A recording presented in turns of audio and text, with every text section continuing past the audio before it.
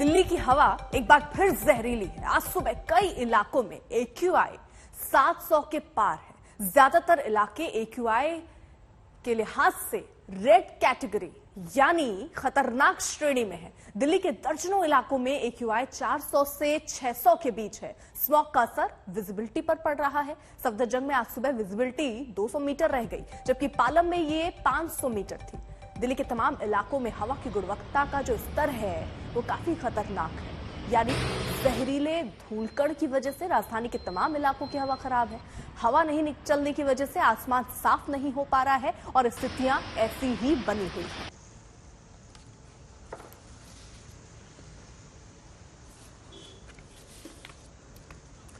तीन सहयोगी इस वक्त हमारे साथ मौजूद हैं और तीनों दिल्ली में मौजूद हैं। स्थिति क्या है इनसे समझेंगे। हिमांशु मिश्रा इंडिया गेट के बाहर मौजूद हैं। हिमांशु, इंडिया गेट की तस्वीर क्या दिख रही है और AQI वहां पर जहां आप मौजूद हैं कितनी है, और लोगों को दिक्कतें भी हो रही होंगी सुबह जो लोग वॉक पर निकलते हैं या ऑफिस जाने के लिए निकलते हैं?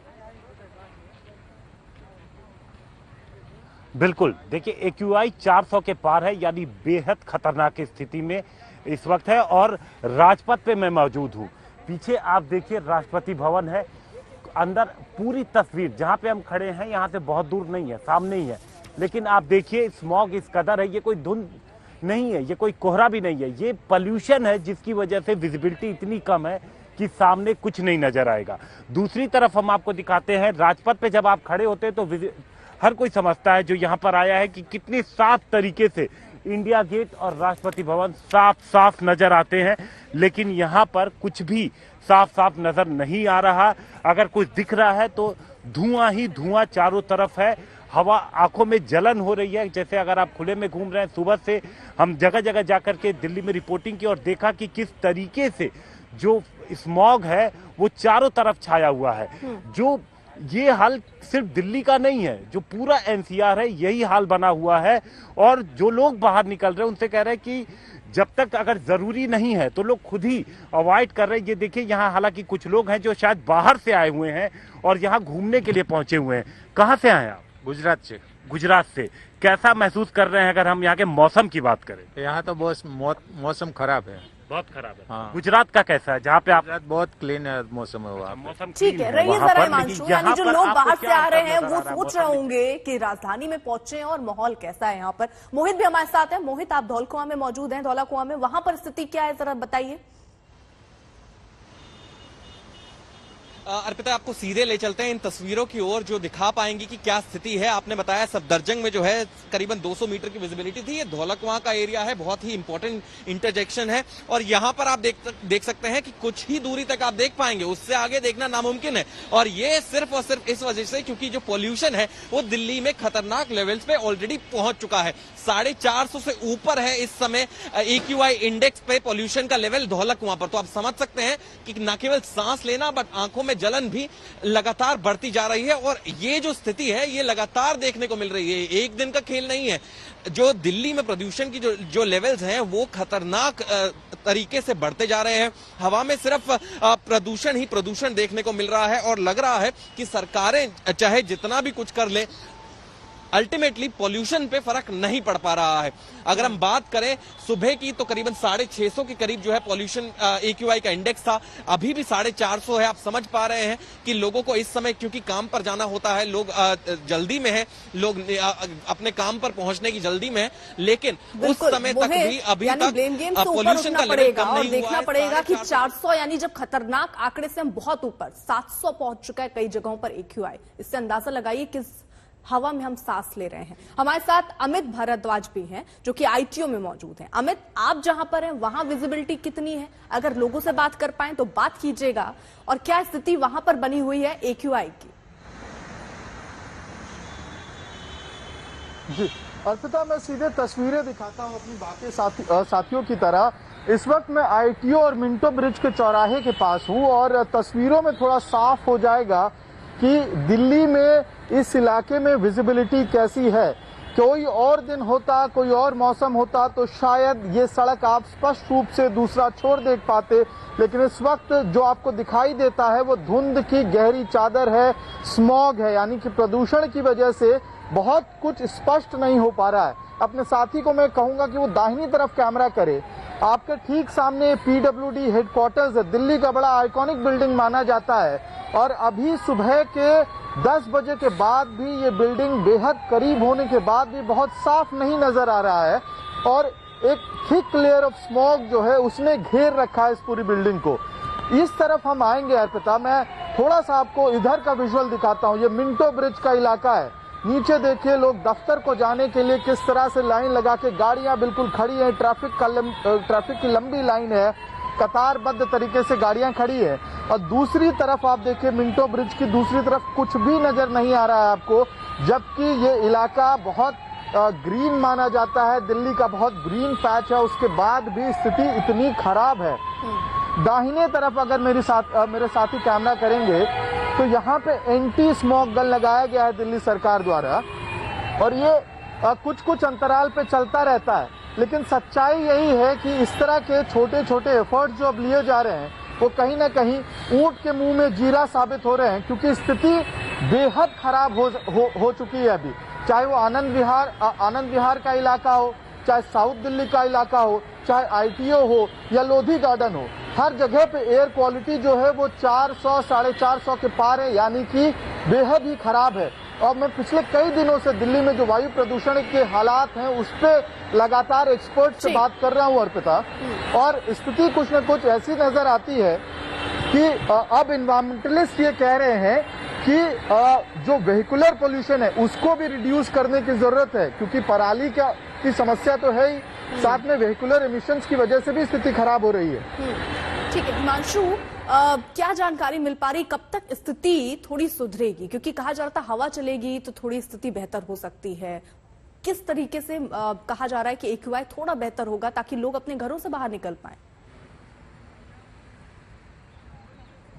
देखिए, आमतौर पे ठंड के मौसम में हवा अगर चलती भी है तो बहुत धीरे चलती है, लेकिन गनीमत कहेंगे कि जब दीपावली थी, दीपावली के अगले दिन अर्पिता जो AQI था वो करीब 1000 पहुंच गया था, लेकिन हवा चल रही थी और इसका नतीजा ये हुआ कि अगले दिन जो AQI है वो 500 के आसपास पहुंच गया, और अभी भी हवा चल रही है। सुबह के वक्त जो 700 के आसपास AQI कई इलाकों में पहुंच गया था, लेकिन जो हवा चल रही है उसकी वजह से इस वक्त AQI 400 450 के आसपास कुछ इलाकों में पहुंचा हुआ है। और जो उम्मीद है वो यही है कि इसी तरीके से हवा कुछ चलती रहेगी, जिसकी वजह से जो ये धुंध छाई हुई है पूरी दिल्ली में, जो ये स्मॉग पोल्यूशन छाया हुआ है, इससे कुछ राहत लोगों को मिल सकेगी।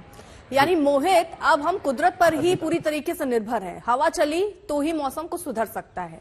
सरकार क्या कर रही है, दिल्ली सरकार के क्या प्रयास? और क्योंकि पिछली बार दिवाली के वक्त हमने ऐसी स्थिति देखी, 1 साल का तकरीबन वक्त बीत गया और ये कहा गया कि अगली बार ऐसी सिचुएशन कम रहे, ये कोशिश की जाएगी, लेकिन दिवाली के वक्त 1000 पहुंच चुका था AQI। अब क्या कह रही दिल्ली सरकार? देखिए अर्पिता, आपने बहुत ही महत्वपूर्ण सवाल जो है वो उठाया है। अगर हम एक्सपर्ट्स की माने, अगर हम एनवायरमेंटलिस्ट की माने, तो ये एक दिन का जो है ये किस्सा नहीं है, ये पूरे सालों साल चलाने वाला एक इशू है और इस पे लगातार काम करना पड़ेगा। एनवायरमेंटलिस्ट तो यहां तक कह चुके हैं कि एक 5 साल की एक योजना चाहिए अगर हमें प्रदूषण से लड़ना है। पहली बात जो एनवायरमेंटलिस्ट कहते हैं वो ये है कि आपको वेहिकुलर एमिशन, जो अमित भी हमारे साथी जो बता रहे थे कि वेहिकुलर एमिशन जो है उसको टैकल करना होगा, आपको पब्लिक ट्रांसपोर्ट बढ़ाना होगा। दूसरी ओर जगह जगह हम देखते हैं कि कूड़ा जलाने की जो इश्यूज हैं, जो वारदात है वो देखने को मिलती है, वो कम करनी होगी, क्योंकि कूड़ा जलाना बिल्कुल, यानी देखिए कुल मिलाकर तो यही कहा जा सकता है कि सिर्फ कहा गया और किया कुछ नहीं गया, और उसी के चलते आज दिल्ली वाले खतरनाक स्तर पर रह रहे ये जहरीली हवा के बीच रहने के लिए मजबूर है। फिलहाल आप सभी का बहुत बहुत शुक्रिया। बढ़ रहे अगली खबर की ओर, जो कि कश्मीर में 2 एनकाउंटर में 3 आतंकी मारे गए हैं। कल कुलगांव में चवलगम में हिजबुल का एक आतंकी मारा गया, जबकि एक छुप गया, और आज दूसरा भी ढेर कर दिया गया है। दूसरा मारा गया आतंकी हिजबुल का कमांडर सिराज लोन उर्फ मौलवी। कल मारा गया आतंकी यावर अली था, वो 3 महीने से एक्टिवेट था। श्रीनगर में भी एक आत्मघाती आतंकी मारा गया है। तो चुन चुनकर उन आतंकियों को ढेर किया जा रहा है जो वहां पर जिनकी मौजूदगी है। सर्च ऑपरेशन चलाया जा रहा है। जैसे ही जानकारी मिली कि कुछ आतंकी इस इलाके में हो सकते हैं, पूरे इलाके को घेरा गया, उसके बाद ये मुठभेड़ हुई। तो बड़ी खबर आपको बता दें इस वक्त जो आ रही है, जम्मू कश्मीर में एनकाउंटर में 3 आतंकी ढेर हुए हैं। अशरफ वानी हमारे साथ, हमारे सहयोगी जुड़ चुके हैं और अपडेट के साथ। अशरफ, अभी कुछ और आतंकी हो सकते हैं इलाके में? अर्पिता, नहीं, दोनों ये मुठभेड़ें जो है खत्म हो गई है। और अगर कुल मिलाकर देखें तो पिछले 24 घंटों के दौरान इन 2 मुठभेड़ों में 3 आतंकी मारे गए हैं। जैसे आपने कहा, पहली मुठभेड़ जो कल शाम को शुरू हुई थी कुलगाम जिले के चौलगाम गांव में, वहां पर 2 आतंकियों की खबर सुरक्षा बलों के पास थी।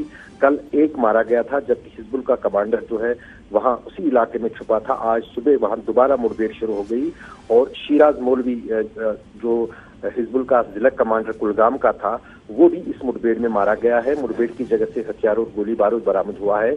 और दूसरी मुठभेड़ जो कल शाम को बेमना इलाके में हुई थी, वहां पर भी सूचना मिलने पर पुलिस और सुरक्षा बलों ने बेमना इलाके में घेराबंदी की थी, जहां पर एक अंसार गजवतुल हिंद उसका आतंकी मारा गया है।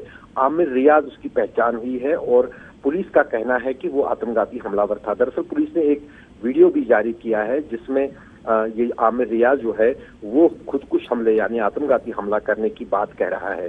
तो कुल मिलाकर अगर देखें तो बड़ी सफलता सुरक्षा बलों के पास, खासतौर से कुलगाम जिले में, जहां जिला कमांडर जो है हिजबुल का मारा गया है, जो 2016 से सक्रिय था। और श्रीनगर में जो ये आत्मघाती हमलावर मारा गया है, उससे कहीं ना कहीं बड़ी आतंकी साजिश को जो है सुरक्षा बलों ने विफल कर दिया है। बिल्कुल, और पूरी तरीके से नजर रखी गई है कि जो आतंकी इलाके में है, जैसे ही सूचना मिल रही है मुठभेड़ शुरू हो रही। फिलहाल आपको बता दें मुठभेड़ खत्म हो गई, कामयाबी हाथ लगी। श्रीनगर में 1 आतंकी ढेर किया गया, वहीं कुलगांव में 2 आतंकी जो हैं वो ढेर किए गए हैं। अभी भी कुछ आतंकी अगर होंगे तो सर्च ऑपरेशन उसके लिए भी किया जाएगा। जैसे जानकारी सुरक्षा बल को मिल रही है उस हिसाब से कार्रवाई भी हो रही है। लेकिन बड़ी कामयाबी सुरक्षा बल के हाथ जरूर लगी है, वो श्रीनगर और कुलगांव, उन दोनों जगहों पर। जहां श्रीनगर में 1 आतंकी ढेर किया गया, वहीं कुलगांव में 2 आतंकी ढेर किया गया। कल शाम से ही ये मुठभेड़ शुरू हुई, पूरे इलाके में सर्च ऑपरेशन चलाया गया, घेराबंदी की गई और उसके बाद ये बड़ी कामयाबी।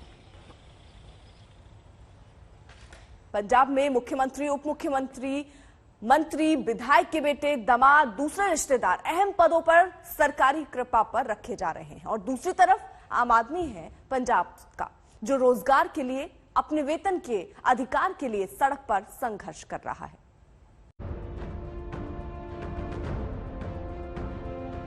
एक तरफ पंजाब के मुख्यमंत्री चरणजीत सिंह चन्नी और उनके डिप्टी सीएम सुखजिंदर सिंह रंधावा हैं। पंजाब की कांग्रेस सरकार है जो अपनों को बड़े बड़े पदों, ऊंचे कदों और मोटी पोस्ट की रेवड़ी देने में व्यस्त है। दूसरी तरफ पक्की नौकरी के इंतजार में, अपने अधिकार के वेतन के इंतजार में 18 साल से बदहाल छोड़े गए पंजाब के आम लोग हैं। और इस तस्वीर के साथ देखिए, सुनिए, इसी महीने नवंबर में मुख्यमंत्री चन्नी के रिश्तेदार महेंद्र सिंह केपी को कैबिनेट मंत्री की सुविधा दे दी गई। इसी महीने पंजाब के डिप्टी सीएम सुखजिंदर सिंह रंधावा के दामाद तरुणवीर सिंह को एडिशनल एडवोकेट जनरल बना दिया गया। सितंबर में कैबिनेट मंत्री रहे गुरप्रीत कांगड़ के दामाद गुलशेर सिंह को पंजाब में आबकारी एवं कराधान इंस्पेक्टर की नियुक्ति सरकारी कृपा से मिली। जून में कांग्रेस नेता राकेश पांडे के बेटे भीष्म पांडे को राजस्व विभाग में सरकारी कृपा के आधार पर तहसीलदार बना दिया गया। पंजाब में कांग्रेस ने सत्ता संभाली थी तो वायदा किया था कि हर घर को रोजगार देगी। सब लोगों को उम्मीदें जगी थी कि अब जो बेरोजगार हैं उनके दिन फिर जाएंगे क्योंकि उनको रोजगार मिलेगा, लेकिन रोजगार नहीं मिला। अगर रोजगार मिला तो पंजाब के एमएलएस को, एमपीज के रिश्तेदारों को, या फिर मुख्यमंत्री के रिश्तेदार को, या गृह मंत्री के रिश्तेदार को। पंजाब में हजारों ऐसे बेरोजगार हैं जो दिहाड़ीदारों से भी कम मानदेय पर काम कर रहे हैं।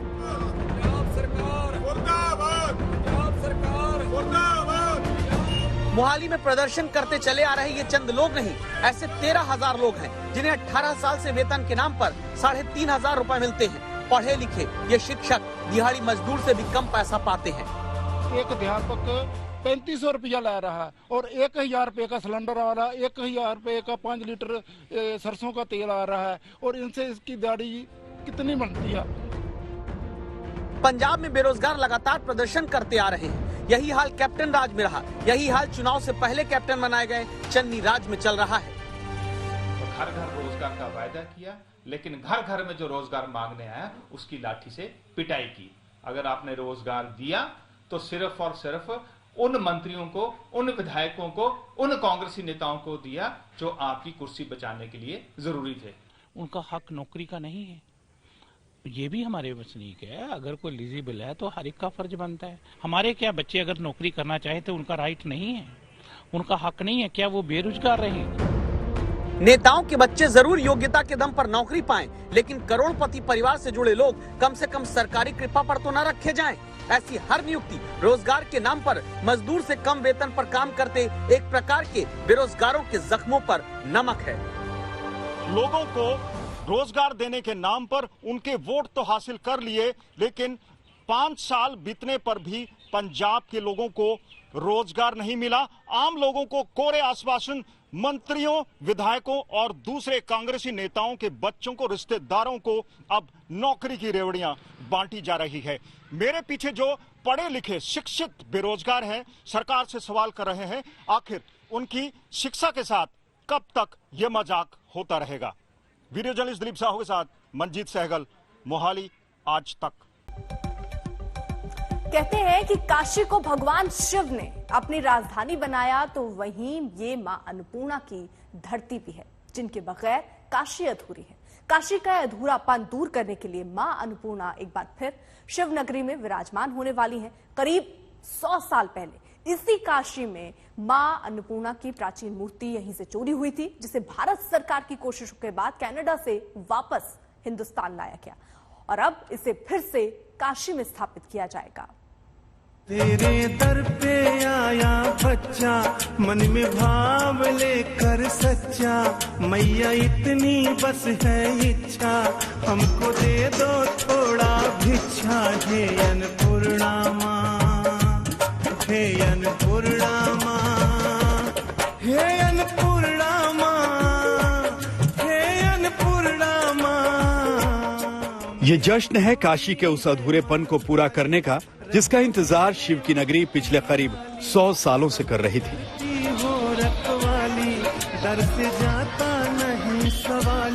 ये तैयारी है बाबा विश्वनाथ की नगरी को संपूर्ण बनाने की, जो मां अन्नपूर्णा के बगैर अधूरी थी। 100 साल पहले काशी से मां अन्नपूर्णा की 18वीं सदी की प्राचीन मूर्ति चोरी हुई थी, जिसे कनाडा से वापस हिंदुस्तान लाया गया।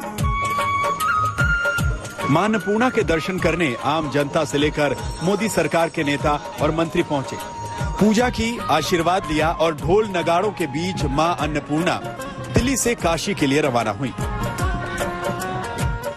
लाया जा चुका है स्टैच्यू मां अन्नपूर्णा देवी का। मेरे पीछे आप देख सकते हैं आरती पूरी हो चुकी है, पूजा पाठ पूरा हो चुका है और यहाँ से अब इस मूर्ति को दोबारा से लेकर के पुनर्स्थापना की जो यात्रा है वो निकाली जाएगी और यहाँ से लेकर के इसे काशी विश्वनाथ लेकर के जाया जाएगा। और आपको जरा हर्ष उल्लास का एक बार दर्शन करा देते हैं यहाँ पर, न केवल इस स्टैच्यू के जो लेकर के आया जा रहा है, जो मूर्ति लेकर के आई जा रही है, पर आसपास का जो माहौल है आप देख सकते हैं, ढोल नगाड़े बज रहे हैं, लोग नाच रहे हैं, झूम रहे हैं और क्यों ना हो करीबन 100 साल के बाद जो है ये मूर्ति को वापस लाया गया है इंडिया में। और आप देख सकते हैं अपने टेलीविजन स्क्रीन पर मूर्ति की जो स्थापना है वो करी जा रही है इस रथ में, और यही रथ है जो करीबन 4 दिन के बाद इस मूर्ति को लेकर के पहुंचेगा काशी विश्वनाथ के मंदिर में।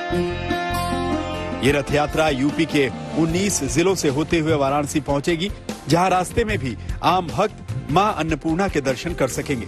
इसके लिए बाकायदा एक खास रथ तैयार किया गया है, जो मां को उनके स्थान तक ले जा रहा है। आप देख सकते हैं चारों तरफ से इस ट्रक को सजाया गया है, हर तरफ मां अन्नपूर्णा की प्रतिमा के साथ आपको उनकी तस्वीरें नजर आएंगी।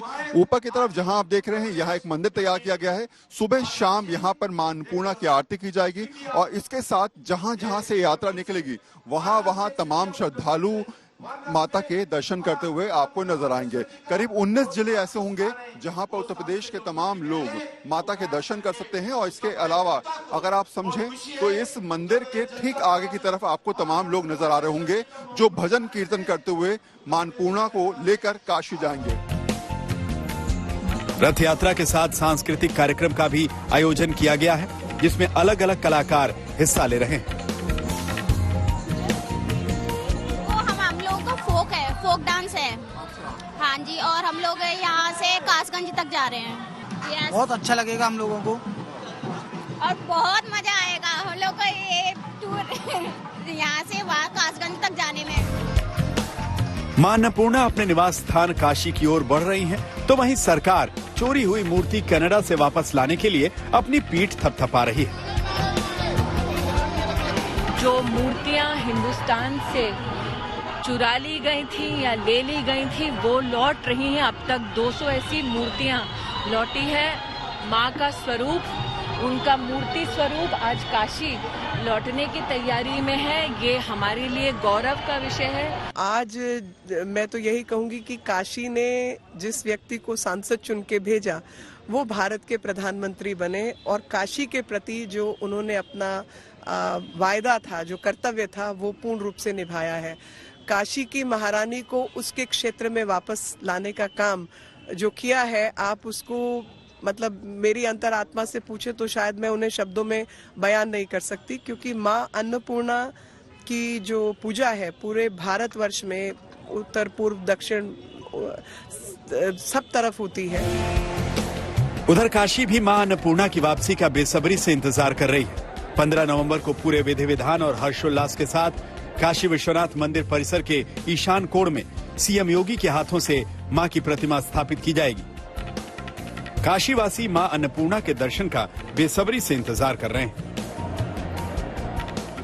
चोरी की हुई मूर्तियां वापस आई और काशी की जनता माननीय प्रधानमंत्री जी के इस प्रयास से अभिभूत है, उनको धन्यवाद देती है और कामना करती है कि इसी तरीके से काशी के साथ बाबा विश्वनाथ की कृपा उनके ऊपर बनी रहे। ये देखिए मां अन्नपूर्णा की मूर्ति आ रही है।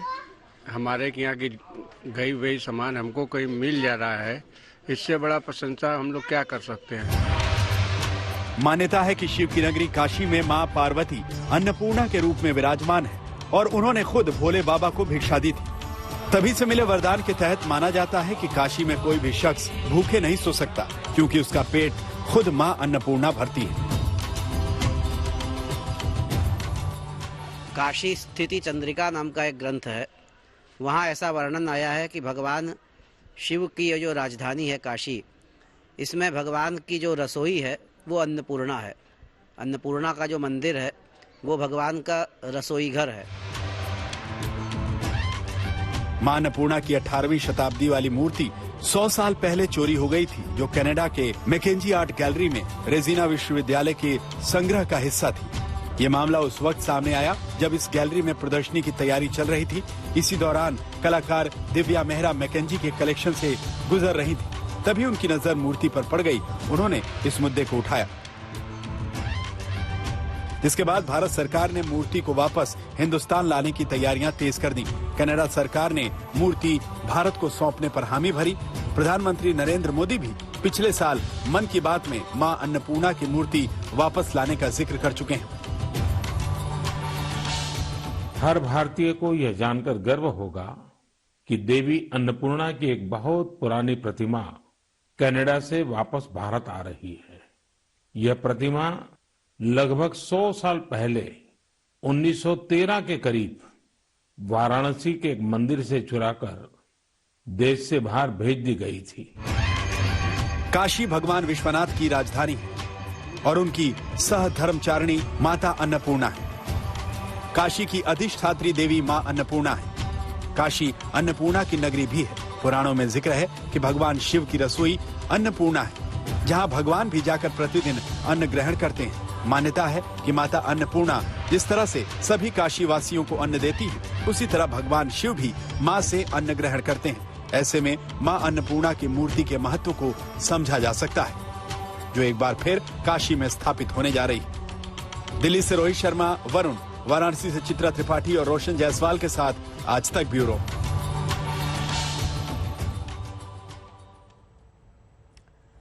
हिंदुस्तान भक्ति, संस्कृति और धरोहरों का देश है। यहाँ की मूर्तियों में कला के साथ साथ आस्था का भी अद्भुत संगम है। प्राचीन मूर्तियों के पीछे अलग अलग पौराणिक कथाएं भी होती हैं, लेकिन कला और प्राचीनता कई बार इन मूर्तियों की चोरी की वजह बन जाती है। पिछले कई सालों में ऐसी ही हिंदुस्तान की धरोहर को भारत वापस लाने की मुहिम तेज हुई है।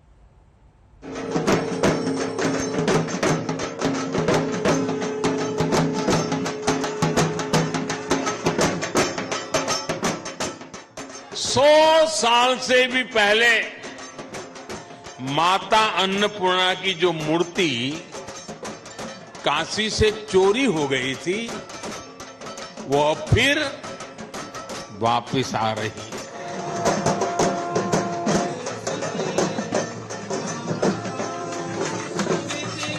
जैसे काशी माता अन्नपूर्णा के आगमन की खबर सुनकर सजी समरी हो। कनाडा के उस विश्वविद्यालय से वो मूर्ति भारत सरकार को प्राप्त हो चुकी है। हिंदुस्तान कला, संस्कृति और धरोहरों का देश है। यही धरोहरें कई सालों से विदेशी आक्रमणकारियों को भी भारत लाई। किसी ने लूटपाट की तो कोई बहुमूल्य वस्तुओं की चोरी में लग गया। मोदी सरकार उन्हीं धरोहरों को वापस हिंदुस्तान लाने की कोशिशों में लगी हुई है। काशी के लिए ये बड़े सौभाग्य की बात है। हमारे देवी देवताओं की ये प्राचीन मूर्तियां हमारी आस्था के प्रतीक के साथ ही हमारी अमूल्य विरासत भी है। प्रधानमंत्री नरेंद्र मोदी ने एक ऐसी नीति को बढ़ावा दिया जिससे भारत को अपनी खोई हुई, चोरी की गई सांस्कृतिक विरासतों को वापस पाने का मौका मिला। केंद्रीय संस्कृति मंत्री जी किशन रेड्डी ने राज्यसभा में पूछे गए एक सवाल का लिखित जवाब देते हुए बताया है कि मोदी सरकार के कार्यकाल के 7 साल में भारत से चोरी हुई 75% सांस्कृतिक ऐतिहासिक विरासतों को वापस देश में लाया गया है। संस्कृति मंत्रालय के मुताबिक 1976 से लेकर 2014 तक जहां भारत अपनी 13 सांस्कृतिक मूर्ति, संरचना जैसी धरोहरों को विदेश से वापस ले पाया था, वहीं 2014 से अब तक ऐसी 41 विरासत वाली वस्तुओं को लेकर आ चुका है। ये तस्वीरें 2016 की है, जब प्रधानमंत्री नरेंद्र मोदी अमेरिका के दौरे पर गए थे। प्रधानमंत्री नरेंद्र मोदी को वहां की सरकार ने चोलकालीन गणेश की मूर्ति और चोरी हुई 200 अन्य भारतीय कलाकृतियां सौंपी थी। इसमें धार्मिक मूर्तियां, कांसे और टेराकोटा से बनी चीजें थी। भारत को लौटाई गई प्रतिमाओं में से कुछ तो 2000 साल पुरानी थी। हेरिटेज भी दो देशों को जोड़ने का एक अहम कारण बन सकता है।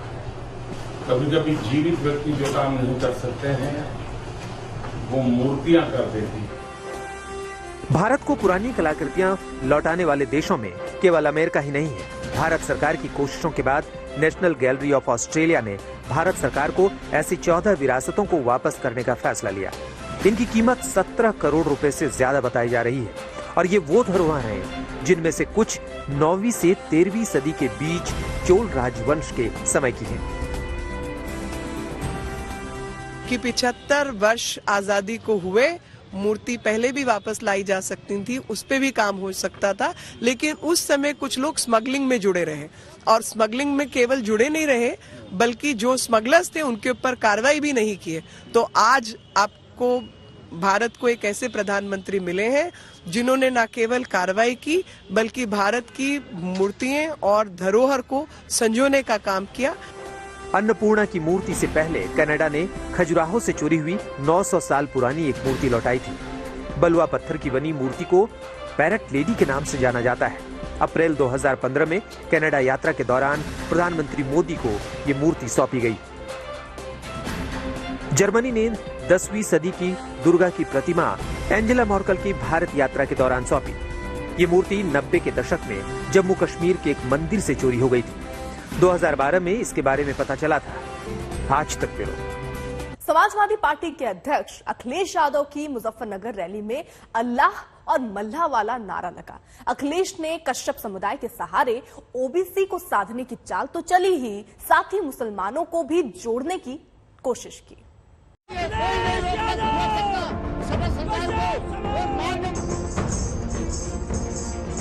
जिसके साथ अल्लाह हो और जिसके साथ मल्लाह हो, उसकी नाव रोकने वाला कोई पैदा नहीं हुआ है। ऊपर अल्लाह है, नीचे मल्लाह है। अगर मल्लाह चाहेगा पूरा पंख का सब चाहेगा तो आपकी नाव जो है भवसागर को पार कर देगी। उत्तर प्रदेश की चुनावी राजनीति में अल्लाह या मल्लाह वाला नारा एकदम नया है और ये नारा उछाला गया है अखिलेश यादव की रैली में। जिसके साथ अल्लाह हो और जिसके साथ मल्लाह हो, उसकी नाव रोकने वाला कोई पैदा नहीं हुआ है। ऊपर अल्लाह है, नीचे मल्लाह है। अगर मल्लाह चाहेगा पूरा पंख का सब चाहेगा तो आपकी नाव जो है भवसागर को पार कर देगी। दरअसल अखिलेश यादव ने मान लिया है कि उत्तर प्रदेश की सत्ता अगर हासिल करनी है तो मुस्लिम वोटर्स के साथ ओबीसी वोटर्स का साथ मिलना बहुत जरूरी है। इसीलिए अखिलेश ने कश्यप समाज पर डोरे डाले हैं और कश्यप समाज के सम्मेलन में नारे लग रहे हैं कि अल्लाह या मल्लाह, दो ही नैया पार करेंगे। अब कोई रोक नहीं सकता, बदलाव होना तय है। वैसे तो कश्यप समाज की कितनी संख्या यूपी में है, इसका सीधा सीधा आंकड़ा तो नहीं मिलता, लेकिन राज्य सरकार की सामाजिक न्याय समिति 2001 की रिपोर्ट कहती है कि सूबे में निषाद, केवट, मल्लाह, बिंद अपने नाम के आगे कश्यप लगाते हैं और इनकी संख्या 25 लाख से ज्यादा है। और काफी अरसे से कश्यप समाज मांग कर रहा है कि उन्हें ओबीसी से एससी कैटेगरी में डाला जाए। बाकायदा 2004-05 में मुलायम सिंह यादव की सरकार में केंद्र को चिट्ठी लिखकर मांग की गई थी कि कश्यप समाज को ओबीसी कैटेगरी से एससी कैटेगरी में किया जाए। अखिलेश एक बार फिर उसी भरोसे को जिंदा कर रहे हैं। हम अपने कश्यप समाज के लोगों को भरोसा दिलाते हैं कि आने वाले समय में जब भी समाजवादी पार्टी को मौका मिलेगा, आपके तमाम समस्याओं का समाधान कर करके और इन मांगों को मांग करके आपके बीच में भी सम्मान दिलाने का काम समाजवादी लोग करेंगे। पश्चिमी यूपी और रुहेलखंड के इलाके की विधानसभा सीटों पर कश्यप समुदाय निर्णायक भूमिका में है। मुजफ्फरनगर, शामली, सहारनपुर, मेरठ, बागपत, मुरादाबाद, बरेली, आंवला, बदायूं जिले में कश्यप वोटर काफी महत्वपूर्ण है। पूर्वांचल और गंगा के इलाके में निषाद, मल्लाह और बिंद समाज के लोग हैं। जाहिर सी बात है कि अखिलेश को फायदा पहुंचा सकते हैं। ये जो कार्यक्रम हो रहा है, अभी तो बहुत सारे गठबंधन भी होने हैं। समाजवादी पार्टी का गठबंधन होने जा रहा है, कई दलों को साथ लिए। उत्तर प्रदेश की राजनीति जिन्ना के नाम पर धधक रही है। हालांकि कुछ रोज पहले जिन्ना के नाम की इस सियासत को अखिलेश ने ही सुलगाया था, मगर अखिलेश के साथ आए ओपी राजभर ने इसे थोड़ा और विस्तार दे दिया। अब आलम तो यह है कि हर दल जिन्ना के नाम पर अपनी सियासत को चमकाने के लिए टूट पड़ा है।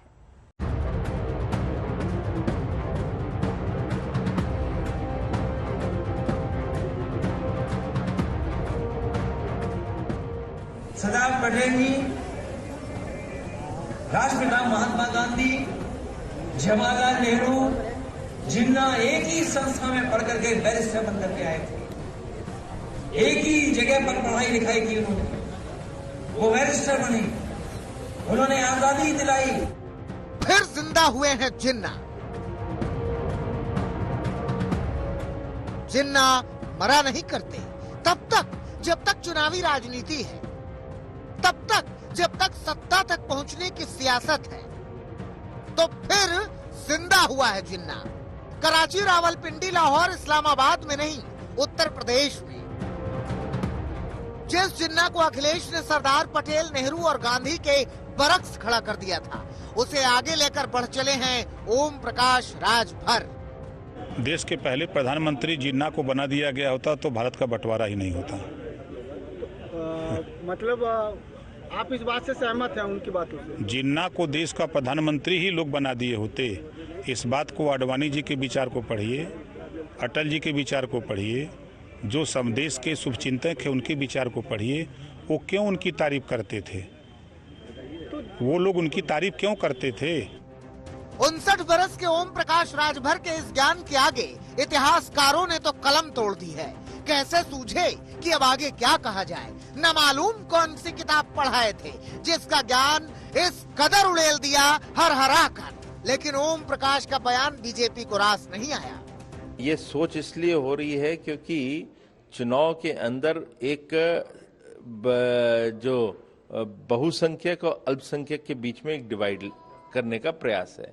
अल्पसंख्यक वोट के अंदर जो मुस्लिम है उसकी तुष्टीकरण की जा रही है। उन लोगों को लगता है उत्तर प्रदेश का मुसलमान जो है वो तालिबान की सोच वाला है, वो जिन्ना की सोच वाला है। अरे वो उनको आप कटघरे में क्यों खड़ा कर रहे हो? मेरा प्रश्न इन लोग से, ओम प्रकाश राजभर और अखिलेश यादव से, है कि आप उत्तर प्रदेश के मुसलमान को कटघरे में क्यों खड़ा कर रहे हो? राजभर अभी अभी समाजवादी खाते में गए हैं, इसीलिए अखिलेश के बयान को विस्तार देने की कोशिश कर रहे थे। वैसे अखिलेश के जिन्ना वाले बयान ने ही यूपी की सियासत में जिन्ना को जिंदा किया था। सरदार पटेल जी, राष्ट्रपिता महात्मा गांधी, जवाहरलाल नेहरू, जिन्ना एक ही संस्था में पढ़ करके बैरिस्टर बन करके आए। एक ही जगह पर पढ़ाई लिखाई की उन्होंने, वो बैरिस्टर बने, उन्होंने आजादी दिलाई। अखिलेश के इस जिन्ना प्रेम पर कई दिनों के बाद आग राग बरसाया केशव प्रसाद मौर्य ने। उन्होंने अखिलेश का नाम ही बदल दिया। श्री अखिलेश यादव जी, जो मैं उनको श्री अखिलेश अली जिन्ना कहूं तो कोई गलत नहीं होगा। समाजवादी पार्टी पूरी नमाजवादी पार्टी बनकर के देश के लिए बलिदान देने वालों का अपमान किया है, देश की को आज़ादी दिलाने वालों का अपमान किया है, और इसके लिए उन्होंने देश से माफ़ी मांगनी चाहिए। और मोहम्मद अली जिन्ना का नाम लेकर के समाजवादी पार्टी का असली चेहरा जनता के सामने आ गया। हालांकि अखिलेश के जिन्ना वाले बयान पर पहले ही उत्तर प्रदेश के मुख्यमंत्री योगी आदित्यनाथ करारा तंज कस चुके हैं। तो उनका वो विभाजनकारी मानसिकता एक बार फिर से सामने आ गई जब उन्होंने सरदार पटेल को जिन्ना के समकक्ष रख करके देश तोड़क जिन्ना को महिमा मंडित करने का प्रयास किया है। मुझे लगता है भारत की जनता इस विभाजनकारी मानसिकता को कभी स्वीकार नहीं करेगी और उत्तर प्रदेश की जनता तो हरगिज स्वीकार नहीं करेगी। अगले साल यूपी के चुनावी समर में अखिलेश और राजभर साथ उतरने वाले हैं। ऐसे में जिन्ना पर दोनों की सोच ने बीजेपी को हमले का खासा हथियार दे दिया। इतिहास के काले पन्ने में वो डायरेक्ट एक्शन का जो आह्वान है, क्या ये धरती कभी भूल सकती है? देश के लाखों पिछड़ों की गर्दन को काटकर यहां की जमीन को लाल कर दिया गया, ये कोई भूल सकता है इसको?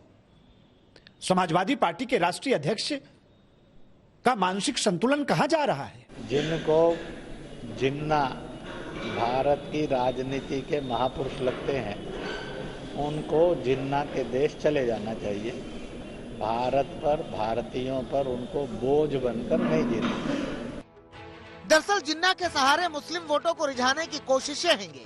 ये कोशिशें कितनी कामयाब होंगी ये तो समय बताएगा, लेकिन उसके पहले जिन्ना के नाम पर विवाद बढ़ता जा रहा है। वाराणसी से रोशन जायसवाल के साथ आज तक ब्यूरो।